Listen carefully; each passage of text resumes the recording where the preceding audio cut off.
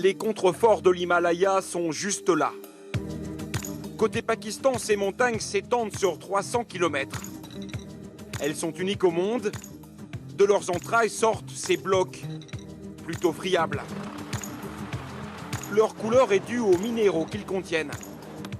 Voici le fameux sel rose de l'Himalaya. Tout juste extrait de la mine de Kira, la deuxième plus grande mine de sel au monde. Ce sel rose est aujourd'hui très demandé et s'exporte aux quatre coins de la planète. Pour ne pas se perdre dans les 40 km de galeries souterraines, il faut suivre Ashgar Khan.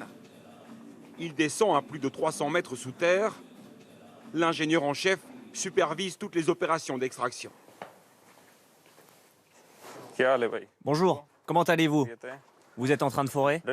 Avez-vous déjà procédé à des explosions? 350 000 tonnes de sel sont extraites chaque année par environ 1 millier de travailleurs payés à peine quelques euros par jour. Tout se fait de manière assez artisanale. Un trou est percé de cette façon à la main et pendant ce temps, cet homme prépare les explosifs. Je roule le papier journal et ensuite j'ajoute la poudre pour l'explosion. Le tout est introduit dans ce trou. Il ne reste plus qu'à se mettre à l'abri. Attention!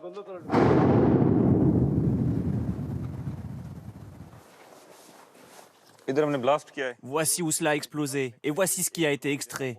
Il y a environ 1 tonne ou 1,5 tonnes de sel rose. Vous pouvez voir la qualité et la pureté. Le sel de la mine de Kera contient 84 minéraux. Cette mine est aussi devenue une attraction touristique. Elle attire des dizaines de milliers de visiteurs pour des excursions organisées avec un seul but, faire la promotion du sel rose. Allez tout le monde, c'est le terminus. Descendez s'il vous plaît. Les visiteurs déambulent au milieu des grottes de sel rose. Riche en fer, potassium, magnésium, calcium, manganèse entre autres. Des qualités qui en font, selon les guides, un guérisseur naturel. Ici, il y a une clinique dédiée à ceux qui ont de l'asthme, des allergies ou autres. Les patients doivent rester à l'intérieur durant 6 à 7 heures par jour pour être soignés par le sel. Pour le moment, la clinique est en rénovation. Les visiteurs sont alors dirigés vers ces constructions, faites à l'aide de briques de sel rose illuminées. Il y a par exemple cette tour, et même un peu plus loin, une petite mosquée. À 450 km de la mine, côté Inde cette fois, voici un centre thérapeutique flambant neuf, qui justement propose entre autres des traitements à base de sel rose.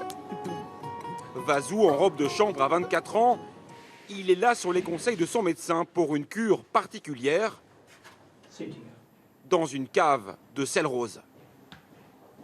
Le jeune homme souffre d'un peu d'asthme et d'un refroidissement. Il doit juste s'asseoir et respirer. Ce traitement n'est pas scientifiquement prouvé, mais lui est convaincu de son efficacité. Oui, cela fonctionne, je le vois bien. Je viens de passer 15 minutes ici, et déjà je me sens mieux, à chaque respiration. Dans cette cave, le sel est chauffé à l'aide de lampes. Il dégage alors des particules. Selon le docteur de Vazou, c'est à ce moment seulement qu'il deviendrait bénéfique. Les particules enlèvent les toxines des poumons, ainsi que les micro-organismes néfastes. Donc s'il suit ce traitement régulièrement, le patient peut diminuer sa consommation d'inhalateurs, de sprays nasaux ou autres. Selon la légende, ce sont les chevaux des troupes d'Alexandre le Grand qui ont découvert cette mine de sel rose, 3 siècles avant notre ère. Les animaux se seraient mis à lécher le sol avec insistance. 2300 ans plus tard, les cristaux roses sont devenus tendance à travers toute la planète.